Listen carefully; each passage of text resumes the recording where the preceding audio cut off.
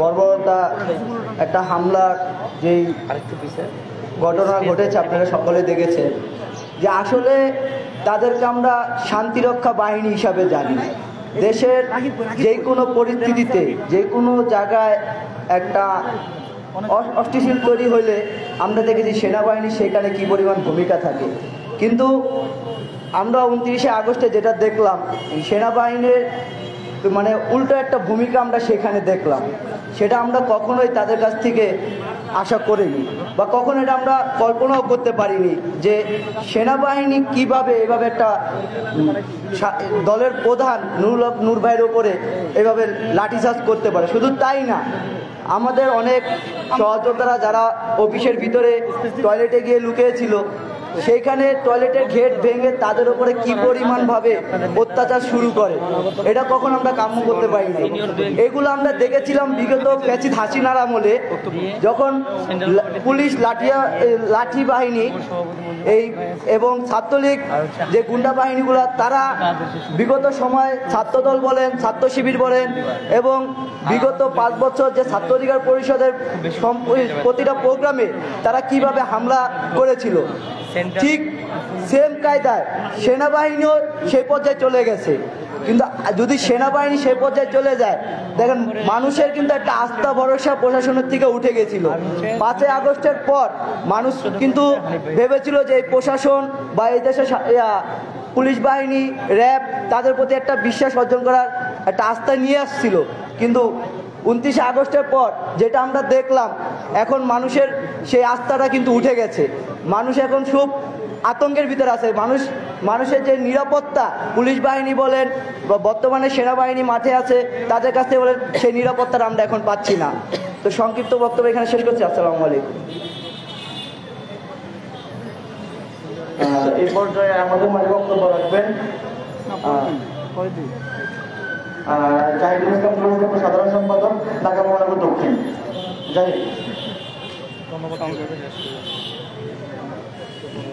আসসালামু আলাইকুম প্রিয় সাংবাদিক ভাইয়েরা, আপনারা দেখেছেন যে গত 29 তারিখ বিপি নুরুল হক নুয়ের ভাইয়ের উপর কিভাবে অতর্কিত হামলা হয়েছে। প্রথমে আমরা এই হামলার তীব্র নিন্দা ও প্রতিবাদ জানাই এবং সরকারের কাছে আমাদের একটাই জোর দাবি থাকবে যেন এই হামলায় যারা বিপি নুরুল হক নূর ভাইয়ের উপর হামলা করেছেন তাদের যেন দৃষ্টান্তমূলক শাস্তি হয়। আমাদের বিপি নুরুল হক নূর ভাইয়ের উপরে আমরা এই 7 বছরের ভিতরে দেখি না এইভাবে অতর্কিত হামলা। আওয়ামী লীগের শাসন আমলে শেখ হাসিনার গুন্ডা বাহিনীরাও এইভাবে হামলা করতে পারে নাই, যেটা আমাদের প্রশাসন করেছে। জুলাই অভ্যুত্থানের পরে প্রশাসনের উপরে আমাদের খুব একটা আস্থা ছিল এবং ভরসা ছিল যে আগের মতো আমরা আওয়ামী লীগের আমলের প্রশাসন আমরা পাবো না, হয়তোবা নতুন বাংলাদেশ আমরা পেয়েছি। কিন্তু বন্ধুগণ, 29 তারিখ প্রশাসন সেনাবাহিনী আমাদের উপরে যে অতর্কিত হামলা চালাইছে এটি আমার মনে হয়েছে যেন এটি পূর্ব পরিকল্পিত।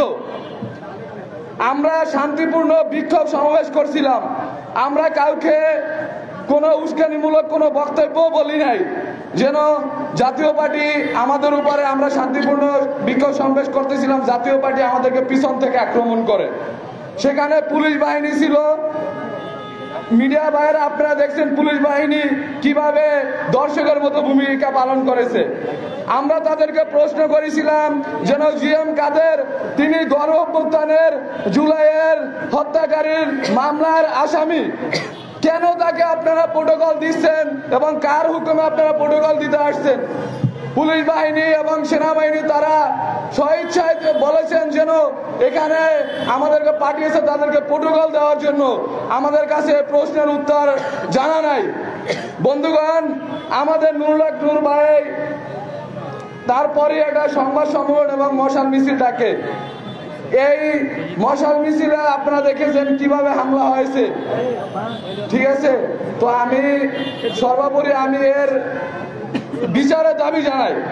এর বিচার যদি সুষ্ঠুভাবে না হয় এবং এর তদন্ত যদি সুষ্ঠুভাবে না হয়, আমরা হয়তো ছাত্র জনতা আর বসে থাকবো না।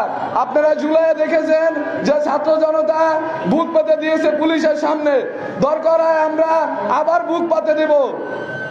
তো বন্ধুগণ, আমি আমার বক্তব্য শেষ করছি। আসসালামু আলাইকুম। সামনে আসতে বলেন ভাই।